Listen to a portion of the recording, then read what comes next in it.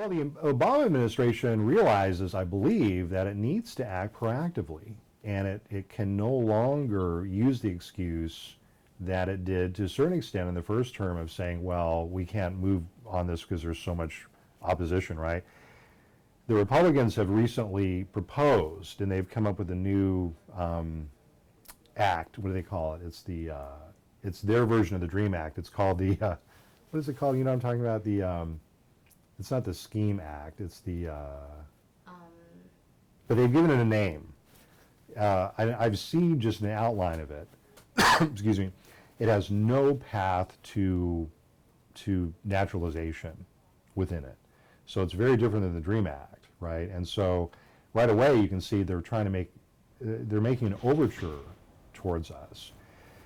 But I'll just kind of break it down for you in terms of my knowledge of African American history, and this is why I think that African Americans and Latinos, even though we have our differences, are in political terms are on the same sheet of music on this issue, because what the current situation is what some people are calling a Jim Crow, Juan Crow system, where you have approximately 12 million undocumented people. Now, they're not all Hispanic Latinos, but most of them are. You have 12 million undocumented people. They're predominantly working people. They came here to work in certain jobs, restaurants, farm work, building trades, construction, so on and so forth. They're not allowed to vote.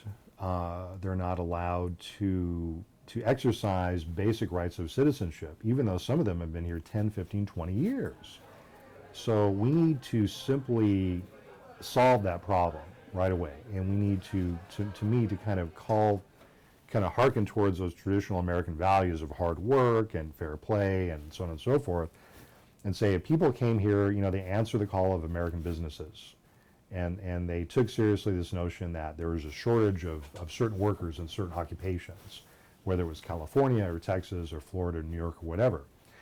And so now those people who have been here and who have worked hard and have not committed, felony offenses or whatever, should be awarded citizenship. Have them take the test, make them citizens, and then guess what? They get to pay taxes, right?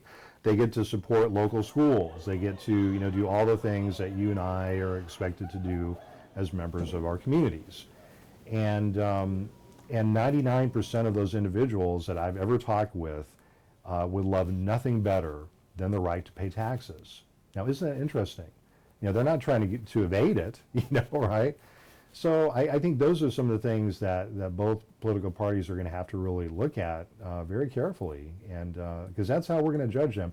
We've moved into a situation where we've gained enough sophistication from, say, 1960 to 1980 to now, to where and now our vote is large enough, and I think that's been the missing piece. We've always made decisions based upon our self-interests, but traditionally the kind of our aggregate numbers were just not high enough, right, in terms of being able to affect outcomes.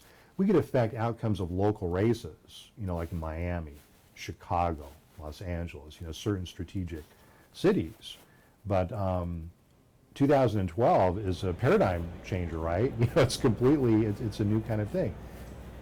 I think that a lot of Hispanics and Latinos that I know who tend to be professional, but even people in the working class, like President Obama, because they kind of see him as coming from, it's interesting, coming from personal family situations that a lot of us came from, i.e. not a wealthy family, single parents, people really struggling to change things, and people that have to work harder than our Anglo counterparts to get into elite schools and programs. I mean, that's the thing that most of even my Anglo friends in the academy don't understand, is somehow they have missed the point where we have to work harder. They assume that somehow it would be great to be black or Hispanic. And sometimes we'll have discussions, they'll say, well, how much money would it take for me to, how much money would I have to give you for you to become a black man, And they're like, well,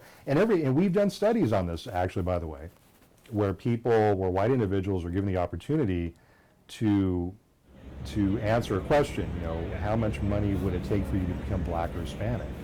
And man, it takes them a lot of money. You got to pay them a lot of money, like millions, to because even if on the surface they say, well, we're victims of reverse racism among these people of color or minorities or whatever, deep down they really know the deal, right? They understand they have certain privileges that they do not want to give up.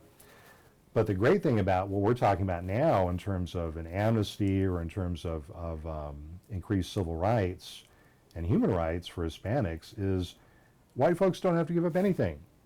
In fact, they will get more in the transaction in terms of if we weren't afraid of joining a union, I think we would have organized Walmart by now, right? So if we get citizenship for our 12 million brothers and sisters who don't have it right now, they're going to be able to live as free human beings, and it's going to help enhance the entire society.